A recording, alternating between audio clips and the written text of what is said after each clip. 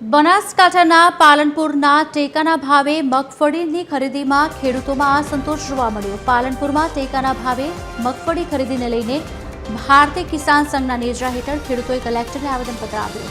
ખરીદીમાં 35 કિલોની જગ્યાએ 30 કિલોની ખરીદીની માંગ સાથે આવેદન આપ્યું। સરકારે 35 કિલોની ખરીદીનો નિયમ બનાવી ખેડૂતોની મગફળી રિજેક્ટ કરતા હોવાના આક્ષેપ કર્યા। 30 કિલોની ખરીદીનો નિર્ણય નહીં કરાય તો રિજેક્ટ થયેલ ખેડૂતોનો માલ કલેક્ટર કચેરીમાં ઢગલા કરવાની ખેડૂતોએ ચીમકી ઉચ્ચારી। પાલનપુરમાં ભારતીય કિસાન સંઘના નેજા હેઠળ કલેક્ટરને આવેદનપત્ર અપાયું।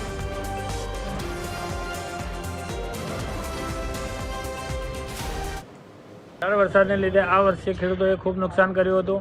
ટેકાના ભાવે સરકારે જાહેરાત કરી ત્યારે ખેડૂતોમાં ખુશી હતી કે કંઈક અંશે અમને ફાયદો થશે, પરંતુ અત્યારે સરકાર જે કોથળામાં 35 કિલોની ભરતી કરે છે એ સરકારી કોથળા પણ થોડા નાના છે અને વધારે વરસાદને લીધે વજન ઉતરતું નહીં, એટલે ખેડૂતોનો માલ રિજેક્ટ થાય છે અને ઘણા બધા ખેડૂતો માલ વેચ્યા વગર બજારમાં 1100 અને 1000 રૂપિયા માલ વેચીને જાય છે। ખૂબ મોટું નુકસાન કરે છે। 350 રૂપિયાનો ડિફરન્સ છે।